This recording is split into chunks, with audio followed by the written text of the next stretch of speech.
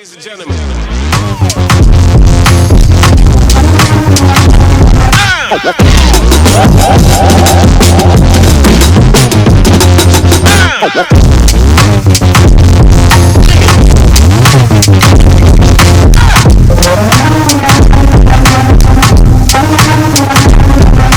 Alright, today I'm joined by a man looking to go 5-0 on October 12th. Sab Wells from Hobart. How you going, mate?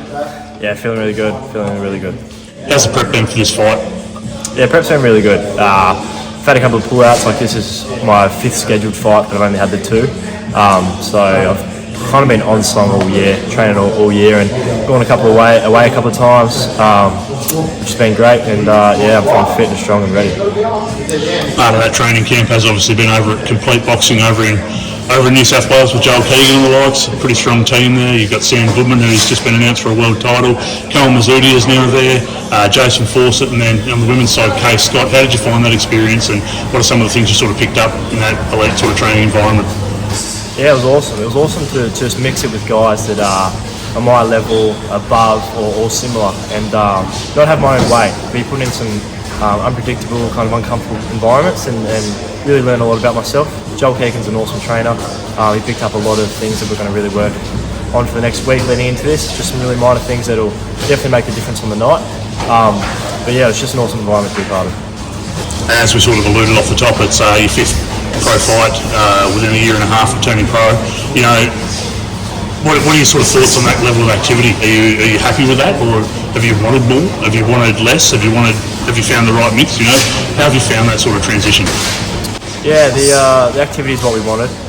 Just because there's not a lot on the amateur scene at the moment, obviously coming off the Olympics and stuff like that. So we thought, all right, let's put all our time and attention into the pros, get a good record. If we could, I'd love to chase the Australian title at the start of next year. And if we don't get that, there's also the opportunity to then go back to the amateurs and try out for Commonwealth Games. So yeah, just keeping all our options open, keeping the activity high, whether it be amateur or pro, and yeah, keeping busy. And we sort of spoke about this off camera, but you know, transitioning from the amateur game into the pro game has sort of been something that you've been pretty, wouldn't say critical of yourself, but you've analysed it and you've sort of had a bit of a thought about it. You know, how have you found that transition? Now you're 4 fights in, and you've fought an array of styles and an array of levels as well. Yeah, my last 2 fights kind of show how I've transitioned. My first 2 fights, I was trying to do too much, trying to be too active like the amateurs, in and out, you know, trying to work too hard and not take my time and really settle my shots. And that transfers from my training as well. But now the last 2 fights, you know, I've had almost a stoppage in my 3rd fight, and then I've got a stoppage in my last fight. I really sit down on my shots, take my time, really work them out and trap them in positions now. Yeah, I'm not trying to score, I'm trying to hurt them, and that's the difference. Yeah. That's one of the things I was just about to ask you about. Your last fight, you got your first knockout as a pro, your first stoppage. You know, what kind of confidence boost did that give you? Obviously, it must be a pretty significant one, but it must have felt like a pure elation at the time that you're able to get the guy out of there and sort of make a statement.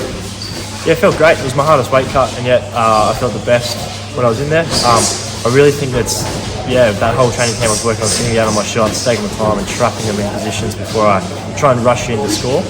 And that just showed. Like, first round kind of just felt me out, got used to it, and then the second round I was just all over and managed to get the stoppage. So that was awesome, and I'd love a couple more of those leading into next year.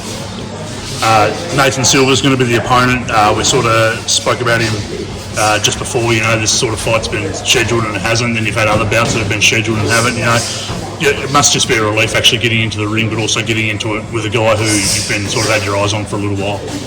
Yeah, it's good. It's good. It's obviously good for the record to have better guys and better records on my resume. But yeah, he's 2-0, 1 draw. Good fighter, long, rangy, super fit. He comes from a soccer background, professional soccer background, and yeah, it'll be a good test for myself. I haven't had a guy that stylistically like that before as a pro, and yeah, it's a relief that it's finally on. It's been 3 fights in the making, it's finally happening. So very excited for it. Now that we're there, mate, how do you think the fight plays out? Give us a little bit of a prediction. It's over 6 rounds, so I want to get some rounds in. Either way, I'd love to just really get the first 2 rounds, figure him out, start to break him down, touch him with the body early, and then later in those rounds, I'd love to get him out of there. Another knockout of the resume. Beautiful, love the sound of that, mate. Look, thank you so much for your time today. All the best for the rest of the week in training camp, and good luck on the fight. Thanks so much. I appreciate it. Cheers.